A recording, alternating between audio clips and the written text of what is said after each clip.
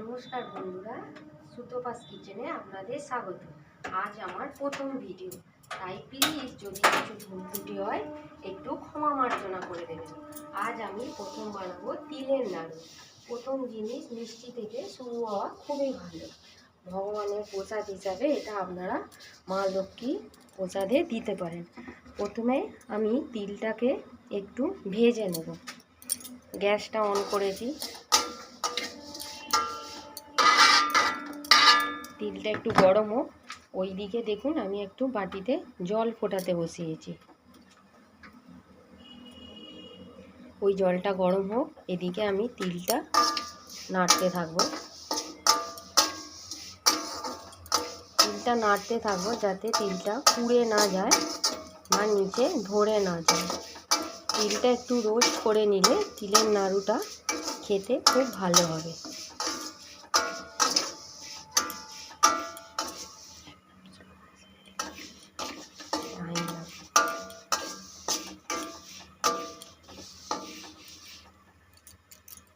দেখুন, আমি হাত দিয়েও একটু দেখে নিচ্ছি জিনিসটা ঝরঝরে হচ্ছে কিনা।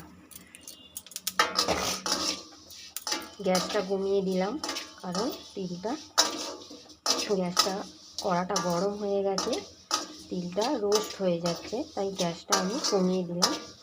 কম আঁচে আমি এটা রান্না করব, মানে একটু রোস্ট করে নেব। এটা আমার রোস্ট করা হয়ে গেছে। এবার আমি এটা একটা পাত্রের মধ্যে অন্য একটা ডিশে ঢেলে নেব।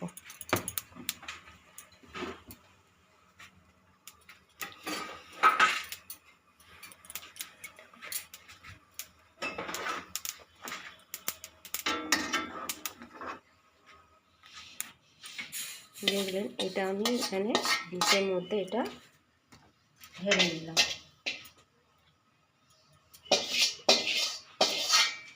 দিয়ে আমি কড়াটা আবার বসিয়ে দিলাম।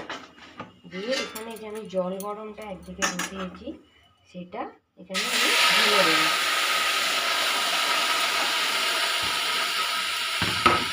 দিয়ে এখানে যে আমি 100 তিল নিয়েছি, সেই জন্য আমি এখানে 200 গুড়, আখের গুড় ব্যবহার করব।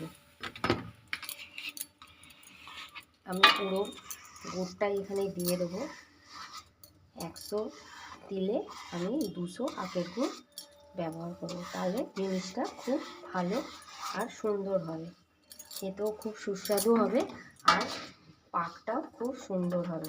এবার আমি গ্যাসটা একটু জোর দেব, দিয়ে আমি এটা আস্তে আস্তে নাড়তে থাকবো।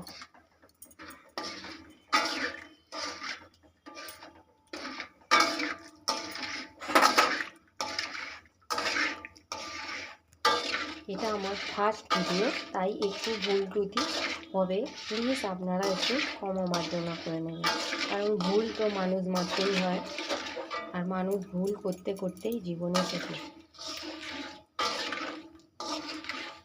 এইটা এখন আমি জাল দেব, সেই জন্যে আমি এটা ছোট গ্যাস থেকে বড় গ্যাসে ট্রান্সফার করে নেব, যাতে তাড়াতাড়ি এটা ফুটে যায়। কেন ছোট গ্যাস হলে একটু দেরি হবে, তাই আমি বড় গ্যাসে ট্রান্সফার করে নিলাম। দিয়ে এটা আস্তে আস্তে ফুটুক, আমি ছোট গ্যাসটা বন্ধ করে দিলাম। ততক্ষণ আমি এদিকে যতক্ষণ এটা ফুটছে আমি একটুখানি ঘি থালাটায় মাখিয়ে নিচ্ছি। আমি এখানে একটু ঘিটা মাখিয়ে নিচ্ছি, যাতে যখন আমি নাড়ুটা দেব যাতে নিচে লেগে না যায়, আমার পাকাতেও যাতে সুবিধা হয়।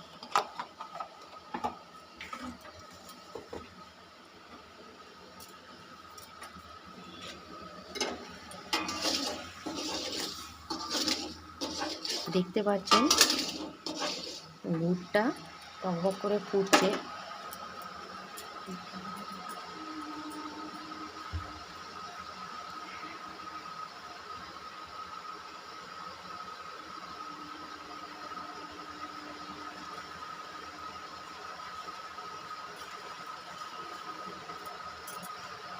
এই গুড়ের মধ্যে আমি কয়েকটা এলাচ দিয়ে দেবো, হাতের সাহায্যে ভেঙে দিয়ে দেবো। যাদের ছোট হামল দস্তি আছে ছোট্ট এখন যেগুলো বাজারে রাসে মেলায় পাওয়া যায় সেগুলোতেও আপনারা এটা থেঁতো করে নিতে পারেন বা হাতের সাহায্যও করতে পারেন।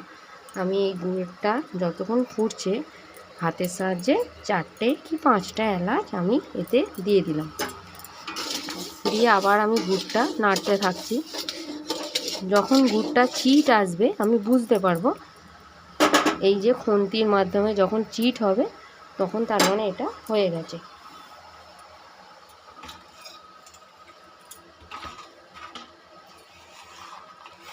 আর একটু গুড় এখানে ছিল, আমি এটাও আর একটু অ্যাড করে দিলাম, দিয়ে এটা ক্রমাগত আমি এটা নাড়তে থাকবো।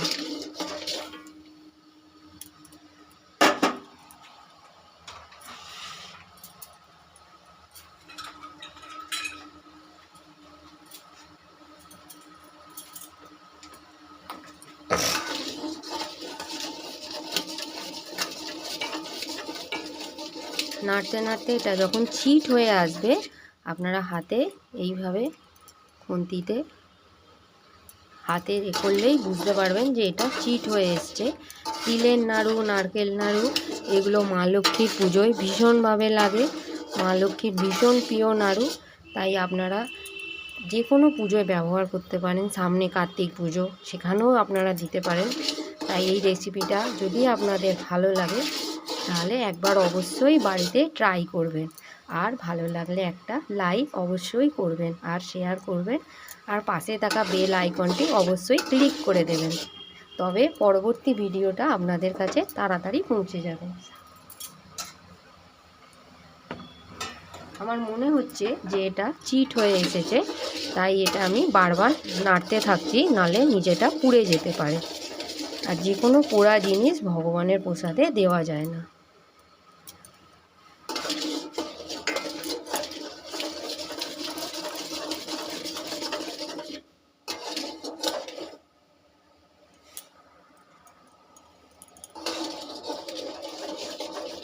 আর একটু খুব জোর 1 মিনিট কি 2 মিনিট হলেই আমার এটা হয়ে যাবে। তারপর আমি তিলটা দিয়ে নাড়ে নামিয়ে নেব।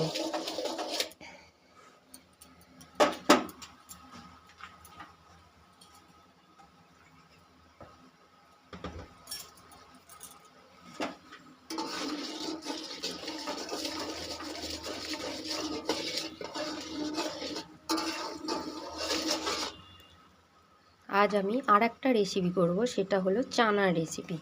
এটা আগে করি, নেক্সট চানার রেসিপি আপনাদের দেখাবো।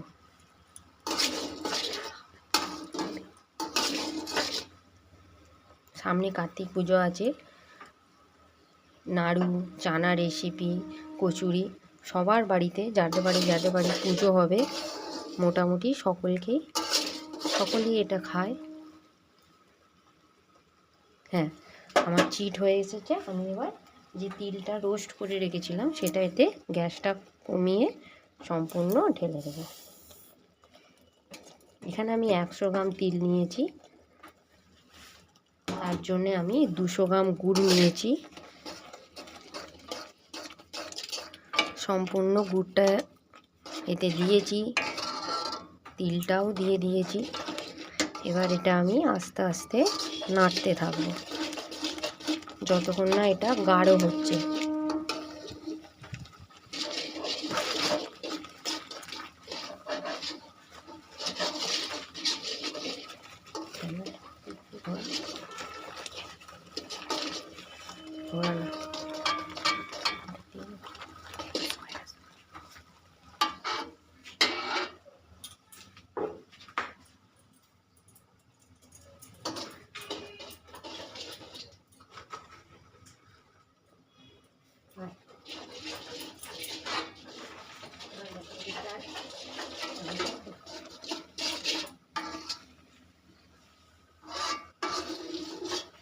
আমাদের নাড়ু মোটামুটি হয়ে গেছে। আর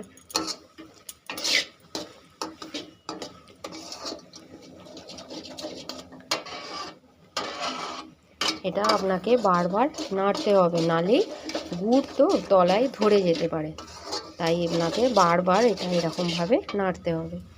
আমি একটা সাঁড়াশি ধরে নিচ্ছি, কারণ কড়াটা উল্টে যেতে পারে। সাঁড়াশির সাহায্যে আপনারা এটা বারবার এইভাবে নাড়তে থাকবেন।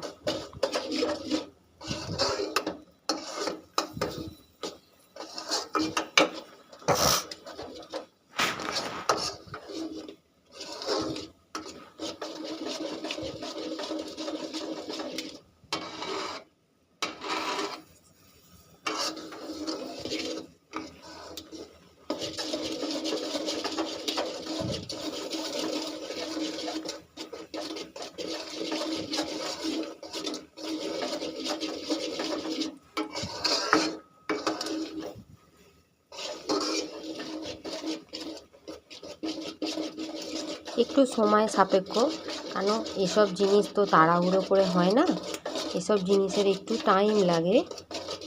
তাই আপনাকে একটু ধৈর্য ধরে সময় ধরে এটা আপনাকে একটু নাড়তে হবে, বারবার একটু নাড়তে হবে, তা নাহলে নিচে বসে যেতে পারে। আমি গ্যাসটা কমিয়ে দিলাম, কারণ আমার কড়াটা প্রচুর গরম হয়ে গেছে, তাই আমি গ্যাসটা কমিয়ে দিলাম।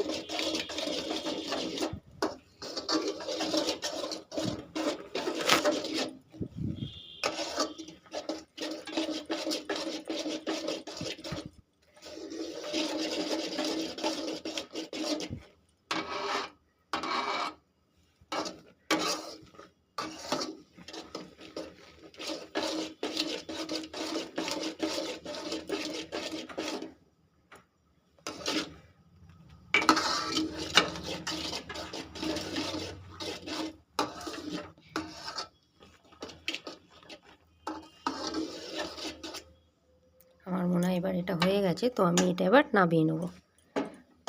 গ্যাসটা বন্ধ করে দিলাম। এবার আমি নামিয়ে নেব। একটা পাত্রে আমি এখানে ঘি দিয়ে রেখেছি, সেই পাত্রে আমি এটা নামাবো।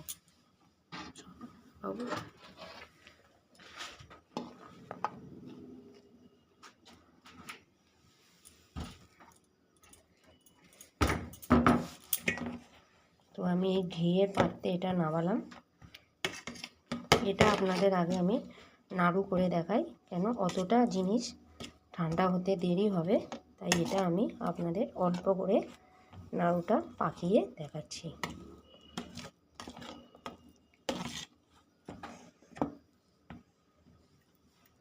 আমি এখানে একটু জল নিয়েছি, কেন গরম তো, আর একটু ঘি নিয়েছি।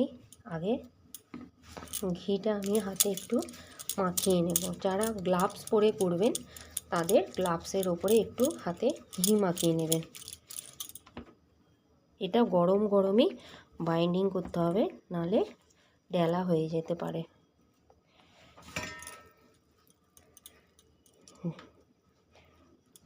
দেখুন কি সুন্দর একটা তৈরি হয়ে গেল। আমরা কিন্তু দোকানে এই রকম ছোট ছোট সাইজের গোপালের জন্য কিনতে যাই, তাই একটু সময় ধরে যদি বাড়িতে বানান, দেখবেন বাচ্চারাও খুশি হবে আর ভগবানও খুশি হবে। সব সময় দোকান থেকে কিনে নিয়ে এসে আমরা ভগবানকে প্রসাদ হিসেবে দিই। নিজেদের হাতে যে রান্নাটা করে দেবো সেটাই ভগবানের কাছে অনেক অনেক বেশি অমৃত তুল্য হবে। এইভাবে আমি ছোট ছোট করে একটা একটা করে সবটা পাকিয়ে নেব। আর বাদ বাকি যেটা কড়াই আছে সেটা আমি আস্তে আস্তে পরে পাকিয়ে নেব, কেন ওটা তো খুব গরম, এখন ওটা তাড়াহুড়ো করে হবে না। এইভাবে আমি আস্তে আস্তে একটা একটা করে সব গরম থাকা অবস্থায় পাকিয়ে আপনাদের দেখাচ্ছি। তার আগে আমি হাতে একটু ঘি নিয়ে নিয়েছি, কারণ আমার হাতটা তাহলে লেগে যাবে না।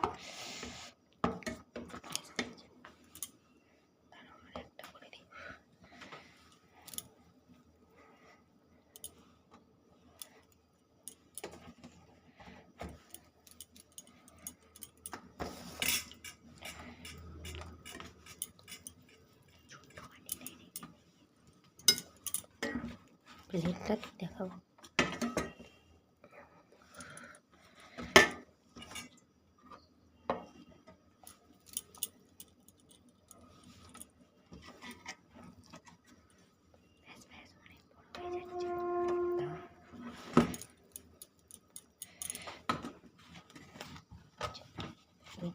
দিয়ে দিয়েছি। তো আমার আজকে ফার্স্ট রেসিপি তিলের নাড়ু তৈরি হয়ে গেল। হয়তো ফার্স্ট টাইম একটু ভুল ত্রুটি হয়েছে, প্লিজ ক্ষমা মার্জনা করবেন।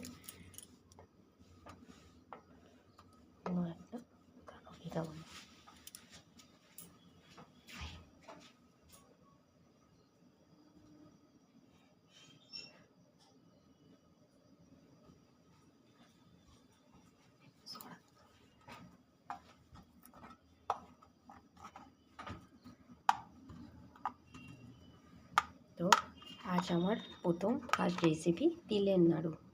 কেমন হলো অবশ্যই কমেন্ট করবেন, একটা লাইক, শেয়ার আর পাশে থাকা বেল আইকনটি অবশ্যই ক্লিক করে দেবেন।